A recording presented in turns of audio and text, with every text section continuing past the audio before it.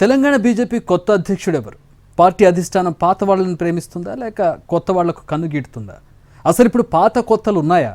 అధ్యక్ష ఎన్నిక date fix అయినా బీసీకేనని దాదాపుగా అంతా ఫిక్స్ అయినా పేరు విషయంలో ఎందుకు సస్పెన్స్ కొనసాగుతోంది?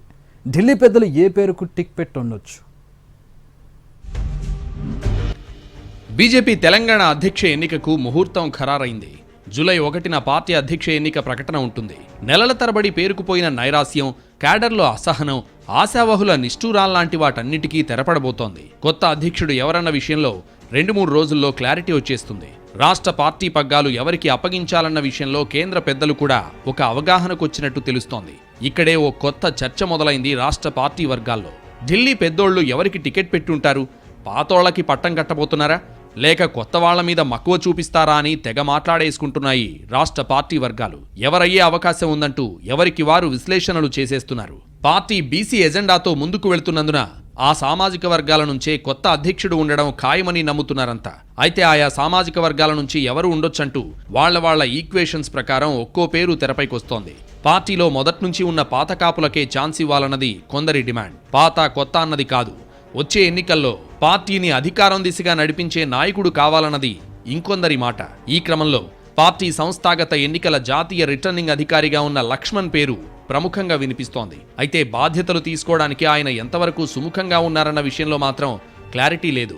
మరోవైపు బండి సంజయ్, ఈటెల రాజేందర్, ధర్మపురి అరవింద్, ఎమ్మెల్యే పాయల్ శంకర్ల పేర్లు కూడా ప్రచారంలో ఉన్నాయి. అది ఇది కాకుండా ఒకవేళ మహిళను అధ్యక్షురాలిగా చేయాలనుకుంటే మాత్రం డీకే అరుణకు ఛాన్స్ దక్కొచ్చంటున్నారు. ఇక పార్టీ రాష్ట్ర ఉపాధ్యక్షులు, ప్రధాన కార్యదర్శులు, మాజీ ఎమ్మెల్యేలు, ముఖ్య నేతలు చాలా మంది ఒక్క ఛాన్స్ అంటూ రేసులో ఉన్నారు.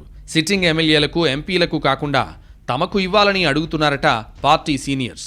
అయితే ఎవరెన్ని ప్రయత్నాలు చేసినా, ఏం మాట్లాడినా పార్టీ హైకమాండ్ ఈ విషయంలో ఇప్పటికే క్లారిటీకి వచ్చినందున ఫైనల్గా ఏ పేరు బయటకొస్తుందోనని ఉత్కంఠగా చూస్తున్నాయి తెలంగాణ బీజేపీ వర్గాలు.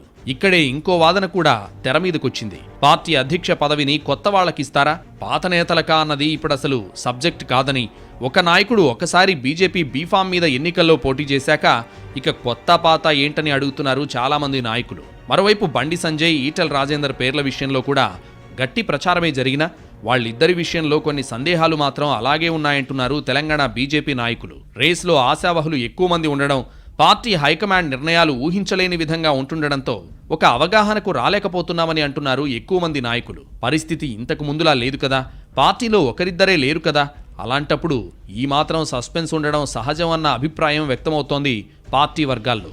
ఇక్కడే ఇంకో ట్విస్ట్ కూడా ఉండొచ్చంటున్నారు. అభ్యర్థి ఎవరన్న విషయంలో అధిష్టానం దాదాపు క్లారిటీకి వచ్చినా ఒకటి కన్నా ఎక్కువ నామినేషన్స్ తీసుకోవాలని నిర్ణయిస్తే మాత్రం వేసేందుకు మేం సిద్ధంగా ఉన్నామంటున్నారు కొందరు నాయకులు. ఈ పరిణామాల మధ్య ఫైనల్ రిజల్ట్ ఎలా ఉంటుందో అని ఉత్కంఠగా చూస్తున్నారు తెలంగాణ బీజేపీ లీడర్స్.